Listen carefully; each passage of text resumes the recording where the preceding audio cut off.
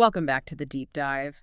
Today, we're going to be digging into something pretty critical in the digital finance space. Crypto ATMs. We're looking at how authorities, globally really, are starting to react, sometimes quite drastically, to, well, the dark side of these machines, the scams, and what it all means. It's a really fast-moving area right now. It is. So we've got a bunch of your sources here, and our mission, as always, is to get past the headlines. We want to explore, why this is happening now, what's the impact on individuals like you, and where this whole thing might be going. Okay, let's unpack this. Yeah, and what strikes me is just the speed and how direct these responses are becoming. Governments, law enforcement, they seem to be really zeroing in on these physical crypto points.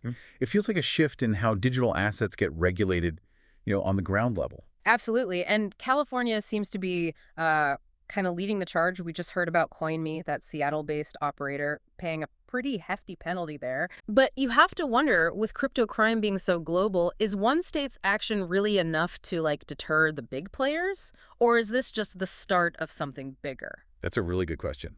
So Coinme, they agreed to a $300,000 fine. This was for breaking California's specific crypto ATM laws.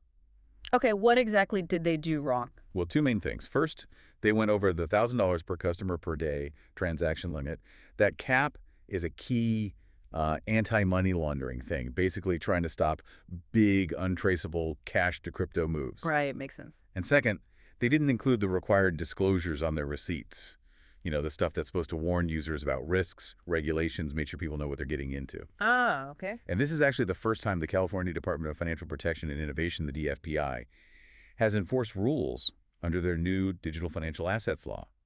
That law only came in last year, 2023. So this is kind of a test case then, setting a precedent. Exactly. It's basically signaling that crypto ATMs need to play by similar rules as, say, traditional money services. More compliance, more oversight. I saw something about restitution, too. It wasn't just the fine, right? There was a human side to this. Yes, exactly. That's really important here. The order included $51,700 in restitution. That money went directly to an elderly resident in California who said they were scammed using one of these ATMs. Wow. That really brings it home. It does. And the DFPI commissioner, Casey Mosini, was very clear about it. He said they wanted to, quote, send a strong message that California means business when it comes to making sure these companies follow the rules designed to protect people, especially vulnerable Californians, from scammers. That detail about the elderly victim, it underlines exactly why these rules exist. Precisely. It shows the real-world harm they're trying to stop. So that restitution piece makes you think, just how big is this problem with crypto ATM scams? We hear about it, but how do these scams actually, work on the ground? Well, it's a massive concern. Often the way these scams work is fraudsters trick people into buying crypto at an ATM. They might pretend to be tech support or someone from the government, sometimes even building up a fake online romance first. Right, the romance scams. Yeah, and then they pressure the victim to send the crypto directly to the scammer's digital wallet.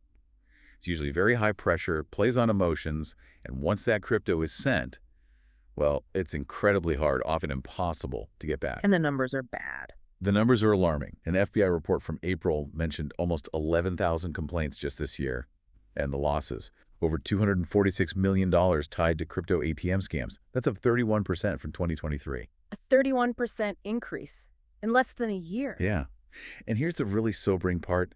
2/3 of the victims in these scams were over 60 years old. Oh, man. It really highlights how new technologies can be, well, weaponized against vulnerable groups. And that's precisely why California brought in that 2023 law specifically to try and regulate these kiosk operators and curb these risks. That 31% jump is just, wow. And targeting older people like that. So, okay, California is taking these steps. Fines, restitution. What about other places? Are they doing similar things, or are we seeing maybe more extreme reactions? Because here's where it gets really interesting. It gets very interesting. We're seeing a whole range of responses. On the more extreme end, look at Spokane, Washington. That's the state's second biggest city. Last week, they just outright banned crypto ATMs. Banned them completely, not just regulated, but banned. Completely banned.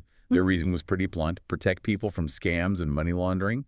The local police there even claimed that money put into these machines was ending up in places like China, North Korea, Russia. Wow. Okay, that's a pretty strong statement. Definitely. So that's one end of the spectrum. But it's not just isolated bans. Right. And then you have things like what the Australian Federal Police did this week, more coordinated, sounds like. Exactly. International coordination. They contacted over 90 people as part of a crackdown. This included victims of those pig butchering scams. Which are those really long con romance or investment frauds? Precisely.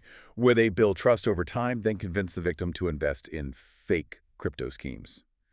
So the police contacted victims, but also people they suspected were involved in facilitating the scams using ATMs. So targeting both sides of the transaction. Yeah, it shows how complex enforcement is becoming. And then for sheer drama, you had that story out of Texas last week. Oh, the sheriff with the power tool? That's the one. A county sheriff literally took a power saw or some cutting tool to a local crypto kiosk because a family had reportedly been scammed out of $25,000 using it. That's quite direct action. Very direct.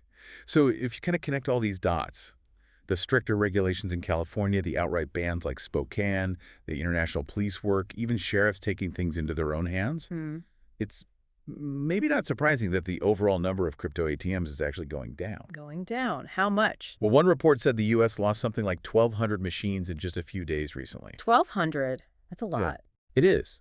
And it suggests this isn't just random fluctuation. It feels like a broader trend.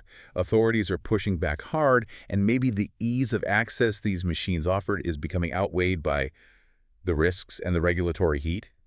These physical spots might be becoming more trouble than they're worth for operators. Okay, so let's recap a bit. We've got California setting a precedent with Coinme, this really worrying spike in scams, particularly targeting older people, and then this whole spectrum of responses globally, from fines to bans to power tools.